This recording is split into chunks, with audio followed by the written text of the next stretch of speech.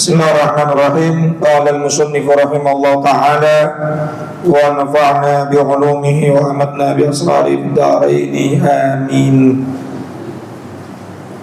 Kita lanjutkan sampai kepada surat Ad-Duha. Makkiyatun 11 ayah. Surat Ad-Duha diturunkan di kota Mekah, berjumlah 11 ayat. Mohon maaf, 11 21. Ya. Lamma nazalat, ketika surat ini turun, kabbara sallallahu alaihi wasallam, maka Rasulullah sallallahu alaihi wasallam bertakbir. Akhiraha, pada akhir surat. Fasunnah, maka disunnahkan at-takbir, membaca takbir. Akhiraha, di akhir surat Ad-Duha. Ya, di akhir surat Ad-Duha. Wa ruwiyal amru bihi, dan diriwayatkan datangnya perintah membaca takbir. Khatimataha, ialah pada ujungnya. Wa khatimata kulli suratin, dan penghujung tiap-tiap surat ba'daha, setelah surat Ad-Duha. Kalimatnya adalah Allahu Akbar, la ilaha illallah, Allahu Akbar, atau minimal membaca Allahu Akbar. Jadi sering kita dengar guru-guru kita, orang-orang dulu tuh kalau habis baca surat Ad-Duha, wa amma bi ni'mati rabbika fahaddits, Allahu Akbar, baru baca Bismillahirrahmanirrahim, alam nashrah laka sadrak, dan dia alam nashrah selesai, Allahu Akbar, dan seterusnya sampai An-Nas. Dan ini juga biasa dibaca oleh orang-orang yang mengkhatamkan Al-Quran, dari surat Al-Fatihah, kemudian Al-Baqarah, lalu Ali Imran sampai akhirnya Juz Amma. Nanti sampai di Ad-Duha, setiap akhir surat selalu membaca Allahu Akbar atau la ilaha illallah, Allahu. Dan ini riwayatnya ada, bukan ngada-ngada. Orang yang nggak tahu bid'ah.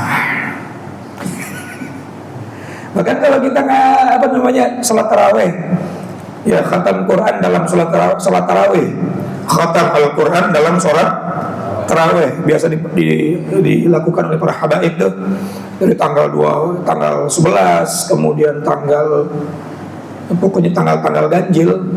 Yang paling besar biasa di Al-Hawi, kemudian di Kuitang, termasuk di tempat guru kita di Habib Mustafa Al-Idrus, pas kebetulan hawalnya Siti Khadijah.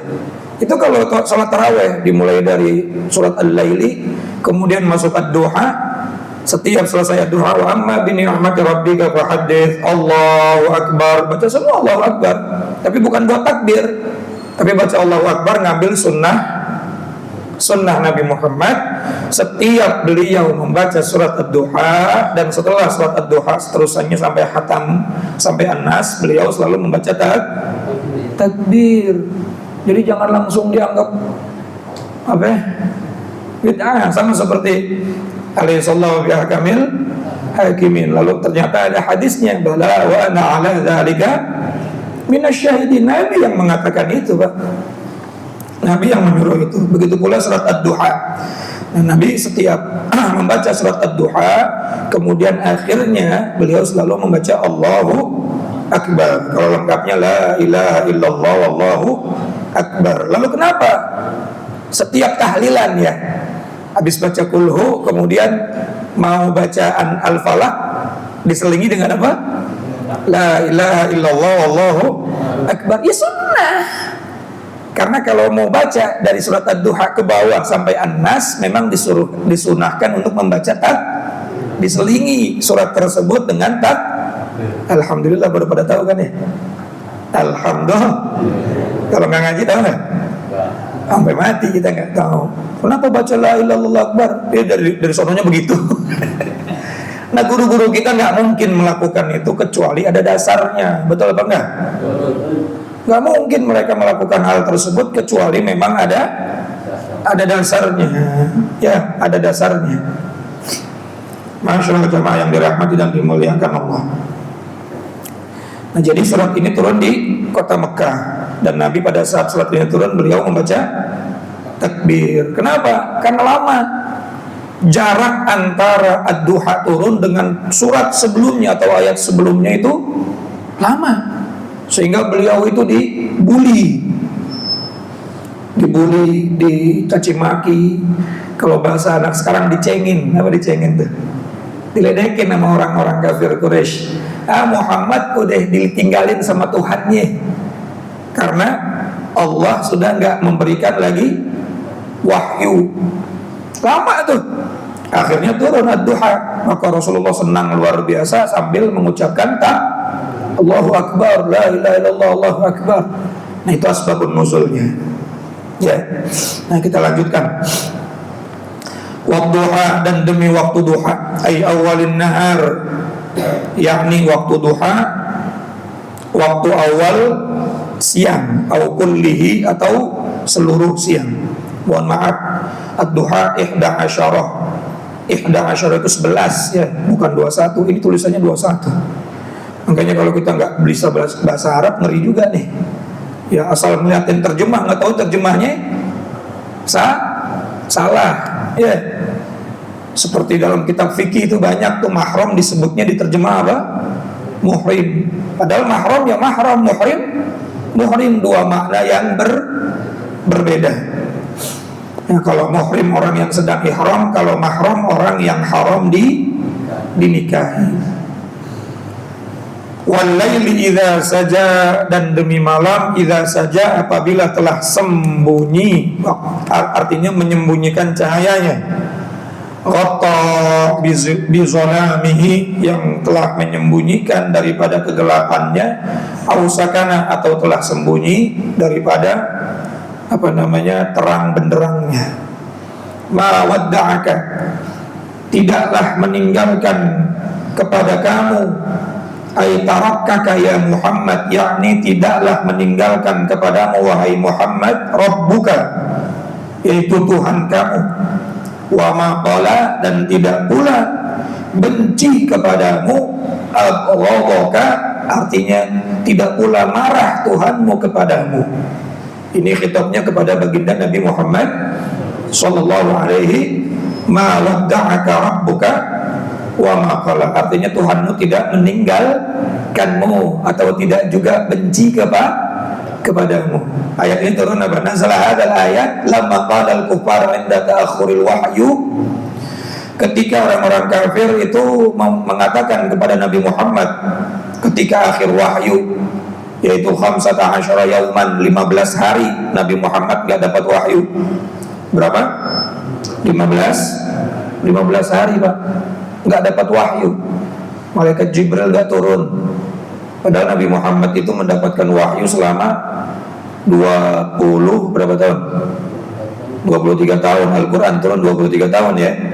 Itu sebanyak 124.000 kali Nabi Muhammad SAW didatangi oleh malaikat Jibril untuk menyampaikan wahyu 124.000 kali.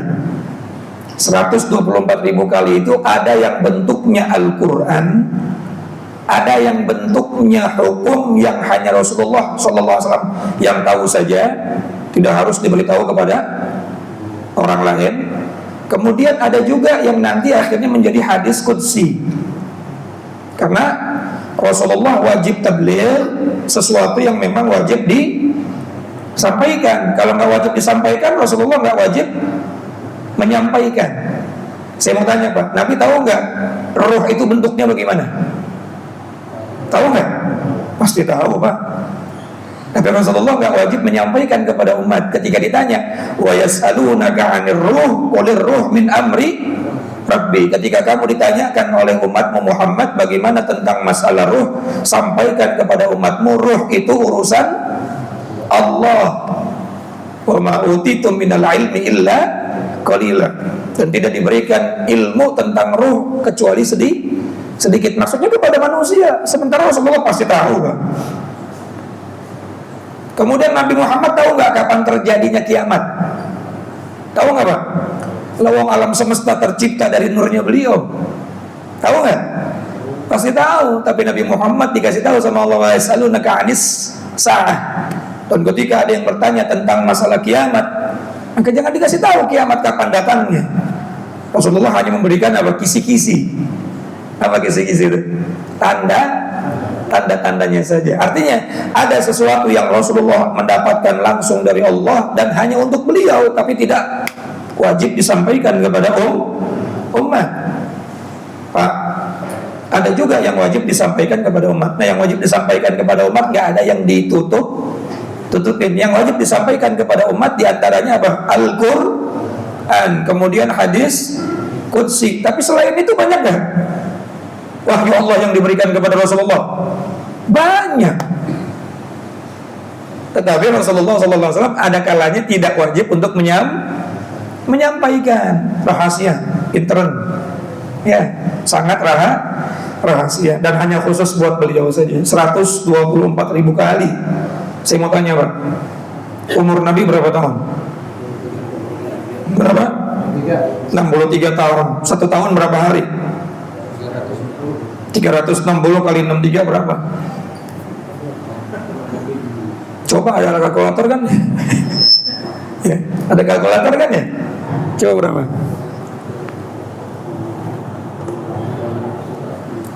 Hah? 360 kali 63 berapa? 22.680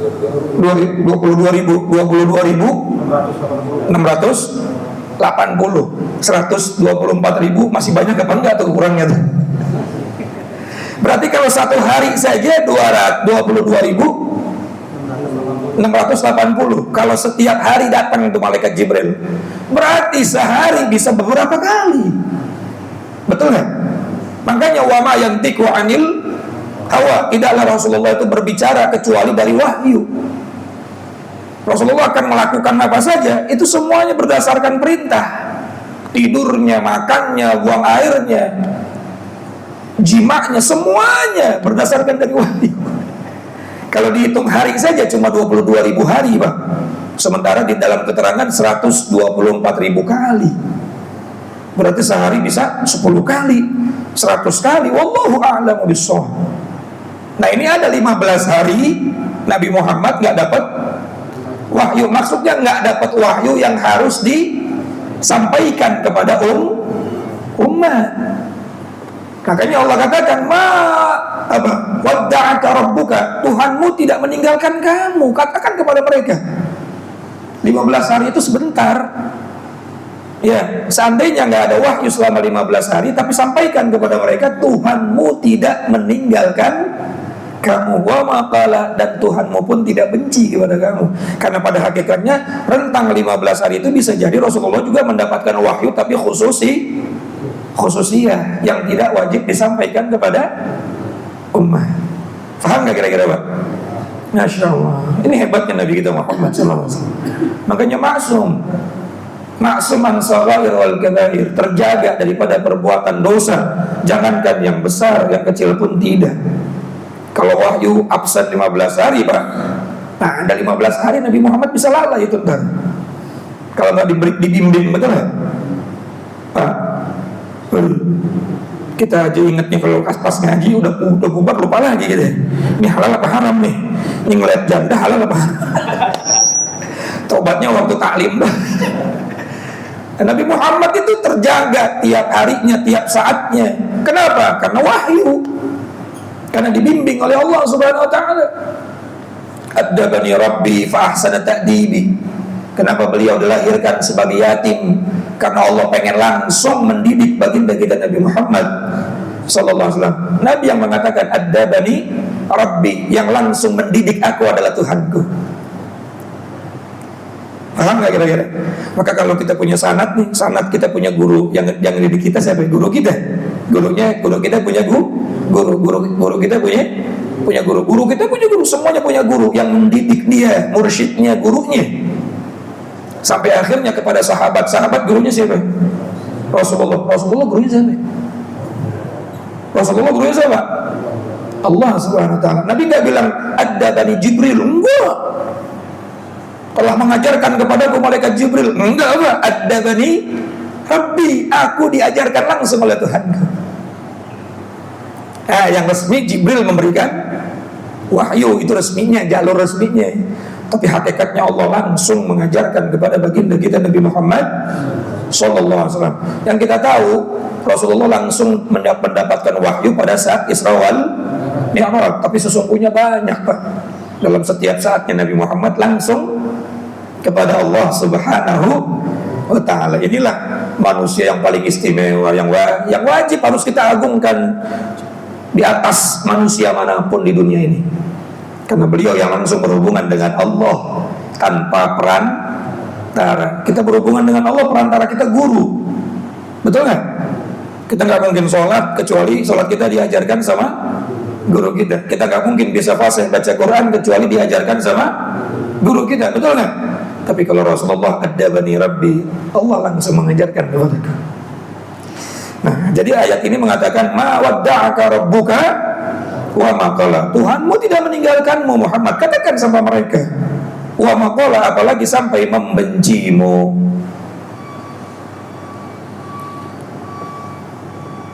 Inna rabbahu wadda'ahu wa qalahu. Sesungguhnya Tuhannya Muhammad sallallahu alaihi wasallam telah meninggalkan Muhammad dan membenci Muhammad. Itu kata orang-orang kafir Quraisy pada saat Nabi Muhammad nggak dapat karena Rasulullah kalau dapat wahyu langsung manggil orang semuanya, nggak pakai tendeng aling-aling Pak, langsung berani beliau. Qulil haqqa walau kana murran, menyangkut katakan yang benar walaupun pahit. Dapat wahyu panggil orang semua langsung disampaikan wahyu tersebut. Ini 15 hari nggak manggil-manggil orang, 15 hari nggak manggil orang karena nggak ada wahyu yang harus disampaikan. Tapi Allah katakan ma wadda'aka rabbuka wa ma qala. Tuhanmu nggak ninggalin kamu, Tuhanmu tetap membimbing kamu, wa ma qala, dan Tuhanmu apalagi tidak sampai membenci kamu. Walal akhiratu khairul laka minal ula, dan sesungguhnya akhirat itu lebih baik bagimu, lima fiha, karena apa yang ada pada akhirat, minal karamat, yaitu kemuliaan-kemuliaan laka bagi kamu, minal ula, daripada dunia beserta isi-isinya. Gak usah risau dengan omongan orang, gak usah risau dengan fitnah caci maki orang, itu dunia. Gak usah risau dengan harta yang sedikit dibandingkan dengan hartanya orang, itu dunia. Walal akhiratu khairul laka, udah kamu istiqomah saja, begitu mungkin maksudnya. Sudah kamu istiqomah saja ibadah, gak usah mikirin orang mau bagaimana. Betul gak kira-kira? Mau caci maki, mau bilang kamu ditinggalkan Tuhanmu sudah benci sama kamu, sudah kamu ibadah saja. Makanya capek Pak hidup ini kalau kita mikirin penilaian manusia. Capek gak? Capek. Mau sholat nunggu orang puji dulu baru sholat, mau ibadah nunggu orang muji dulu baru ibadah. Kalau ada yang menghina, pundung.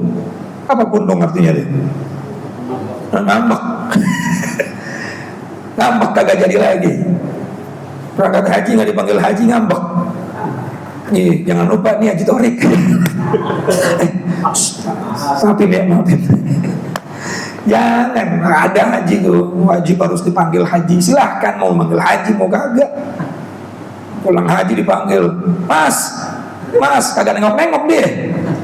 Dalam hatinya perasaan waktu 5 Safar gue panggil lu, gue kasih berkat, lu gak tahu gue udah haji jahit, ada apa? Iya,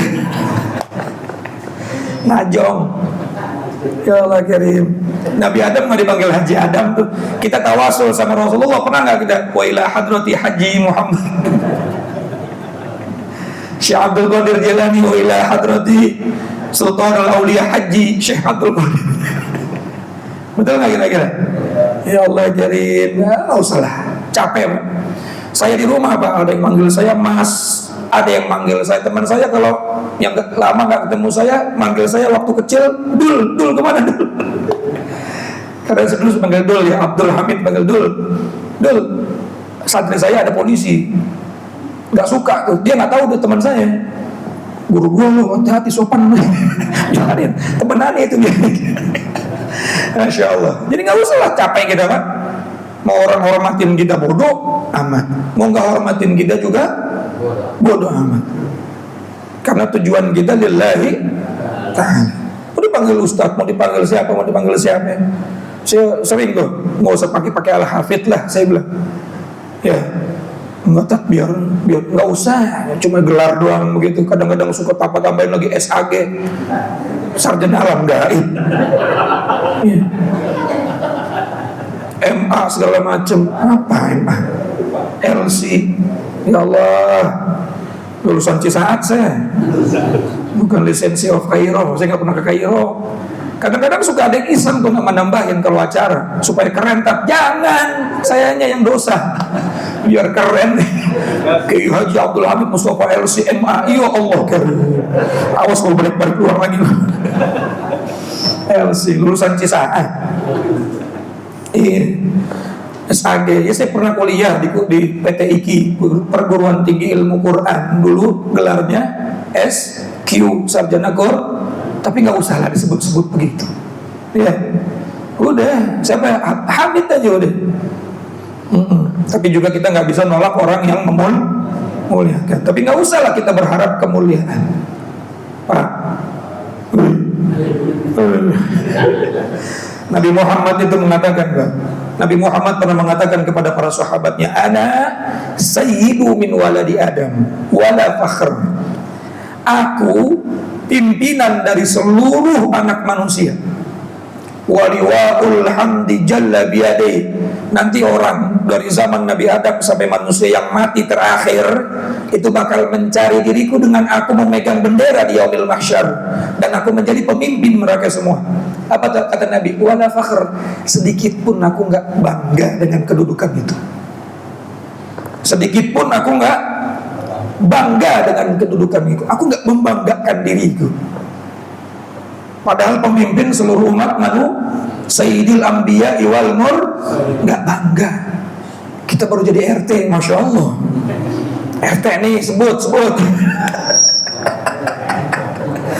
Ya Allah, baru jadi ustadz tahlilan di acara, dia kagak disebut namanya, ngambek. Ada panggung kagak disuruh naik, ngambek. Saya kalau acara hall, acara apa diundang gitu, walaupun undangannya VIP, mending sama jamaah. Jadi recehan enak, Pak. Jadi recehan enak. Kagak dicari, kagak dipoto, kagak ditanya. Masya Allah, enak jadi recehan deh. Capek jadi orang penting. Kemana-mana harus dikawal di ininya, Masya Allah, tetek bengit dah. Nah, jadi walal akhiratu khairul laka minal ula. Akhirat itu lebih baik daripada yang permulaan dunia. Semuanya isinya ya begitu deh, hinaan, cacian, makian, bahkan termasuknya pujian. Wa amma madhuhum wa dhammuhum sawa. Dalam sebuah kitab Kifayatul Azkiyani, kitab tasawuf nih, kalau orang sudah sampai ikhlas tingkat tinggi, menyikapi pujian dan hinaan itu sama. Apa maksudnya sama? Dua-duanya ujian, Pak. Pujian, hinaan juga ujian. Pujian, kita diuji ketika kita dipuji oleh manusia. Diuji apa? Apakah kita sombong atau tidak? Bangga apa enggak? Ujub apa enggak? Ngerasa lebih baik dari orang lain apa enggak nih? Ketika dihina, kita juga diuji. Diuji apa? Marah apa enggak? Sakit hati apa tidak? Meluapkan kemarahannya dengan kata-kata apa enggak? Setan lu, dasar lu, nggak tahu diri lu. Astagfirullahaladzim. Nah, jadi dua-duanya sama apa enggak? Pujian dan hinaan sama apa enggak? Sama. Dua-duanya cuma ujian. Miskin kaya juga sama ujian. Orang banyak diuji dengan kemiskinan sukses. Banyak yang diuji dengan kemiskinan sukses. Masih mau sholat, masih mau ngaji kayak begini. Kalau apa? Makan siang meeting, boro-boro ngaji meeting. Sholatnya tinggal dan lain sebagainya. Tapi banyak orang ketika diuji dengan kekayaan tidak sukses. Banyak contohnya. Termasuk di zaman Rasulullah ada namanya siapa? Sa'lah. Waktu miskin nggak punya baju, bajunya gantian sama bininya. Jamaahnya rutin rajin. Giliran udah punya peternakan, Jumat seminggu sekali. Tambah gede peternakannya, Jumat kagak kelihatan. Cuma Idul Fitri, Idul Adha doang. Tambah kaya dia, diminta zakatnya sama Nabi, kagak ngasih. Berarti waktu miskin dia sukses, waktu kaya nggak sukses. Jadi udah, semua dunia ini ujian. Mau baik, mau jahat, mau miskin, mau kaya, mau pujian, mau hinaan, mau kerja, mau nganggur, semua uji. Mau jomblo, mau nikah, semua uji. Kadang ada orang jomblo nikmat ibadahnya, orang nikah pusing. Mau sedekah, ngomong dulu sama pos 1. Menteri Keuangan setuju apa kagak nih? Iya. Masya Allah. Sudah izin istri belum? Masya Allah. Apa-apa bini. Dulu ngasih segala macam gampang. Giliran sekarang mau ngasih proposal ada yang ngedehem di belakang. Dulu ngasih emak gampang tuh. Giliran sekarang kemana bang? Emak berapa? Cepet. Banyakan cepet mulu, sehari cepet 30 hari 3 juta. Masya Allah. Udah kasih 20 ribu aja. Berarti ujian juga Pak. Alhamdulillah kalau gini kita soleh-solehah, semuanya soleh-solehah. Berarti ada yang lagi. Kalau bini kita solehah semua, alhamdulillah. Tapi kalau misalnya dapat ujiannya bininya nggak soleh, nggak solehah maksudnya, ya ngambek mulu.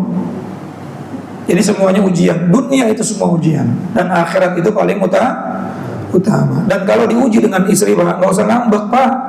Nabi saja diuji dengan istrinya. Nabi diuji dengan istrinya. Bukan Siti Khadijah ya, tapi istri yang lain setelah Siti Khadijah. Sampai turun akhirnya surat Al-Mujadilah dan lain sebagainya. Ya, Sayyidina Umar ibn Khattab saja diuji dengan istrinya. Sampai-sampai ada makalah, ini makalah nih, bukan hadis, bukan Quran, tapi makalah ulama. Orang kalau pengen jadi wali wajib punya bini galak. Orang kalau pengen jadi wali wajib punya bini galak. Makalah ya, makalah itu kadang benar kadang salah. Yang namanya makalah ucapan ulama ya.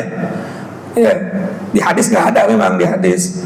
Kenapa? Ya karena ujiannya luar biasa. Udah pusing ngurusin umat, pusing ngurusin istri. Di kantor ditekan sama atasan, di rumah ditekan sama bini. Pulang terlambat dikit, Masya Allah, udah kayak Satpol PP Pak. Jam segini baru pulang, dari mana aja? Duduk, Masya Allah. Kalah security itu. Ternyata bininya security juga. Kalah. Ya, tapi ala kulli hal, semua ujian. Kalau kita sukses melewati itu semua, maka insya Allah kita menjadi orang yang mulia.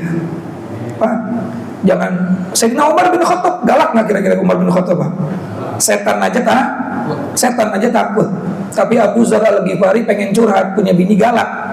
Abu Zar punya bini cerewet, maksudnya bukan galak, cerewet, pengen curhat sama Umar bin Khattab. Baru sampai pekarangan rumahnya Umar bin Khattab, beliau ngedengar Umar bin Khattab lagi diomelin sama bininya. Mau masuk kagak jadi. Abu Zar kenapa gak jadi masuk? Singkat cerita begitu. Enggak. Kenapa? Saya udah tahu jawabannya udah. Sama. Kita sama. Galak sama orang kafir doang. Giliran sampai rumah ciut. Umar bin Khattab senyum, Pak. Sini. Saya kasih tahu. Bagi saya ngelihat dia, ya kita bertempur 1 lawan 10 kita menang. Betul nggak? Lawan perempuan, kecil. Jangan gak usah pakai pedang, Pak, ditoyor juga jatuh. Cuma saya ingat sabda baginda Nabi SAW, khairukum li ahli, sebaik-baik kamu adalah yang terbaik di keluarga kamu. Ketika istrimu menganggap dirimu baik, berarti kamu baik di keluarga kamu. Ketika anak-anakmu menganggap dirimu baik, maka kamu terbaik di keluarga kamu. Itulah orang terbaik di kalangan umatku. Saya ini ninggalin anak, ninggalin harta kepada istri saya. Saya sibuk dengan kerjaan saya. Lalu dia capek ngurusin anak saya, bahkan ngurusin kebutuhan saya. Wajar kalau dia pengen ngeluarin uneknya. Apa salahnya kita dengerin? Dalam rangka bersyukur, terima kasih sama dia. Selama ucapannya tidak merendahkan, selama ucapannya tidak menghina, kita dengerin aja. Ya, iya, apalagi mak, apalagi yang kurang. Cukup, udah. Alhamdulillah. Aneh mau makan dulu ya. Baterainya habis juga berhenti. Bukan berarti takut, tapi memuliakan, menghargai. Ini kadang-kadang kita nggak tahan di pertamanya doang. Laki pulang kerja, bukan disambut, bukan di ini, malah ngoceh, ngomel-ngomel. Harusnya kita juga tahu dia capek juga tuh. Dari subuh, betul. Kalau kita kerja paling jam 8, pulang jam 4. Banyakan ngopinya juga. Coba kalau bini kita dari pada subuh, Pak, bahkan dari malam dia udah lembur. Pagi nyuci kain, siang jemur kain, malamnya ngangkat kain, kadang-kadang Masya Allah. Itu dapur, rumah, baju cucian, betul nggak? Belum lagi nganter anak sekolah. Coba Pak, capeknya kayak gimana tuh perempuan? Betul nggak? Apa susahnya kita dengerin dulu? Dengerin, dia tuh cuma pengen didengar doang. Habis itu, makasih ya, ada makanan. Pasti udah disiapin sama dia, Pak. Betul nggak? Cuma kita nggak tahan pertamanya doang. Emosinya langsung egois, tidak laki. Kita mau Umar bin Khattab lebih capek mana sih? Kita mau Umar bin Khattab lebih gagah siapa sih? Coba gayanya di depan perempuan kayak preman kampung. Dasar lo nggak tahu diri, udah dikasih nafkah. Bapak yang nggak tahu diri, udah ngasih anak, bikin capek. Coba tuh anak siapa, Pak? Anak siapa? Anak bapaknya. Karena kalau nanti dia nikah atau dia mati atau selama hidupnya pasti bin, bukan binti. Bin itu anak bapaknya, bukan anak maknya. Binnya bin siapa? Bin bapaknya, bukan bin maknya. Betul nggak? Karena nasab itu jalurnya ke bapak, dan emak gak wajib nafkahin. Yang wajib nafkahin siapa? Bapak. Tapi kadang-kadang ada seorang istri yang luar biasa. Makanya bersyukur kita, Pak. Udah diemin aja. Tunggu sampai baterainya habis, baru kita ngomong deh. Udah puas, maafin ya kalau salah-salah. Ada makanan apa kagak? Begitu. Malam ini lembur apa enggak? Jamaah yang dirahmati Allah, itu semua ujian. Punya istri cakep ujian, punya istri jelek ujian. Dan ujian itu pasti ada ujungnya. Pak, punya istri nurut ujian. Kalau istri nurut semuanya Bapak wajib nafkahin. Punya istri nggak nurut juga Bapak sebetulnya anugerah tuh. Di samping ujian juga anugerah, karena orang nusyuz, perempuan yang nusyuz tidak wajib dinafkahi. Tahu nggak nusyuz, Pak? Diajak eng nggak mau.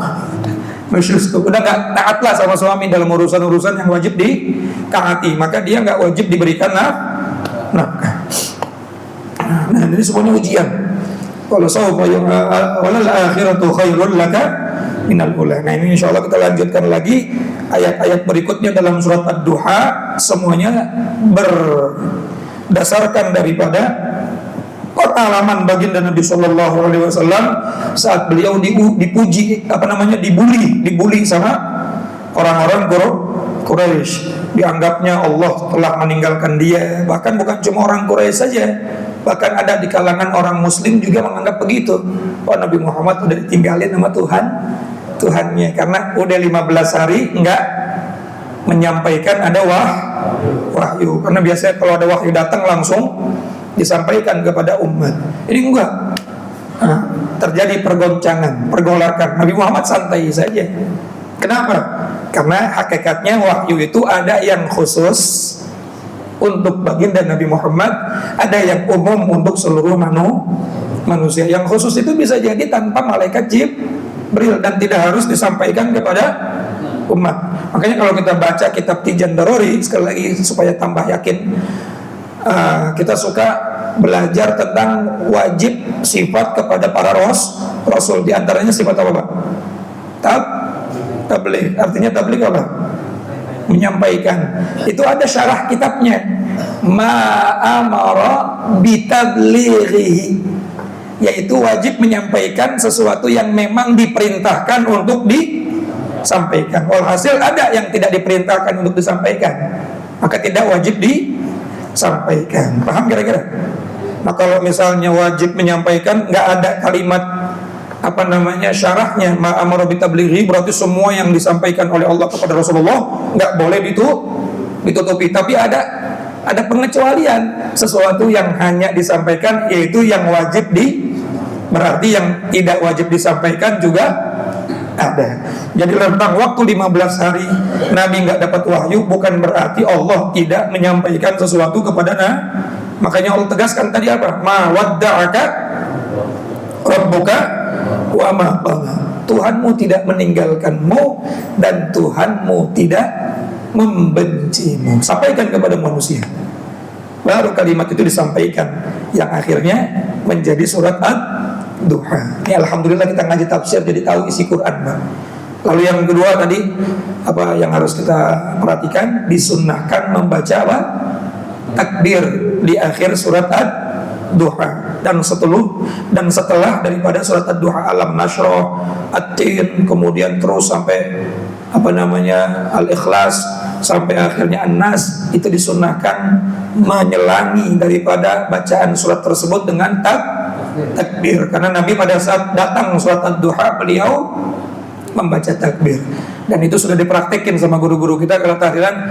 Habis baca kulhu, kemudian la ilaha illallah, Allahu akbar, bismillahirrahmanirrahim, qul a'udzu birabbil falaq. Habis kelar baca qul a'udzu birabbil falaq, la ilaha illallah, Allahu akbar, bismillahirrahmanirrahim, qul a'udzu birabbin nas. Jadi itu sunnah, bukan bid. Alhamdulillah, wallahu a'lamu bis